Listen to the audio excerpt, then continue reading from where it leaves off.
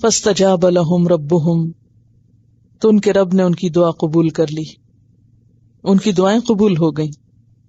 آپ دیکھ رہے ہیں سورۃ البقرہ کے اختتام پر بھی دعائیں تھیں اور یہاں پر بھی دعائیں ہیں. فاستجاب لهم ربهم، ان کے رب نے ان کی دعائیں قبول کر لیں.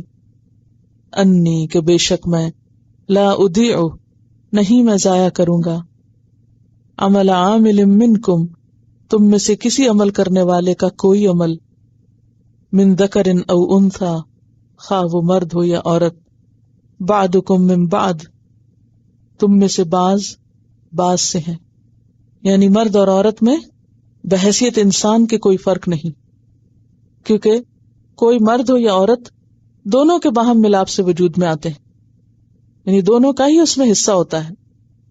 تو فرمایا بعدکم من بعد، یعنی کوئی مرد ماں کے بغیر پیدا نہیں ہو سکتا اور اسی طرح کوئی عورت باپ کے بغیر پیدا نہیں ہو سکتی.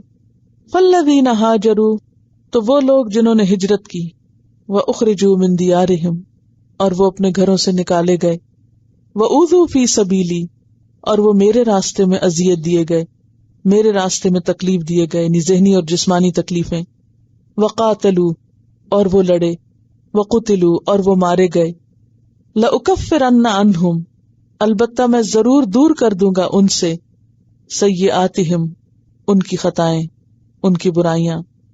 ولأدخلنہم، اور البتہ میں ضرور داخل کروں گا ان کو، جنات، باغوں میں، تجری من تحتها الانہار، جن کے نیچے نہریں بہتی ہیں، ثوابا من عند اللہ، ثواب ہے یا بدلہ ہے اللہ کے پاس سے، واللہ، اور اللہ، عندہ حسن الثواب، اسی کے پاس بہترین ثواب ہے، یعنی اصل بدلہ انسان کی کوششوں کا اللہ ہی کے پاس ہے. بعض روایات میں یہ بھی آتا ہے کہ حضرت ام سلمہ نے ایک دفعہ حضور صلی اللہ علیہ وسلم سے پوچھا کہ کیا بات ہے کہ عورتوں کی ہجرت کا کہیں قرآن میں ذکر نہیں آتا، تو اس پر یہ آیت اتری. آپ جانتے ہیں کہ ام سلمہ رضی اللہ تعالیٰ عنہا نے بہت تکلیف دہ حالات میں ہجرت کی تھی، نہیں جانتے؟ تو پھر امہات المومنین میں سے پڑھ لیجئے، ٹھیک ہے؟ نہ جاننے کا علاج کیا ہے؟ جاننا، پڑھ لینا.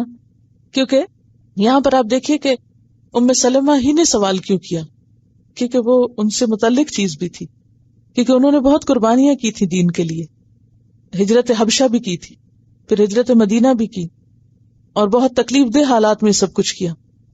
تو کہنے لگی کہ عورتوں کی ہجرت کا ذکر کیوں نہیں آتا قرآن میں؟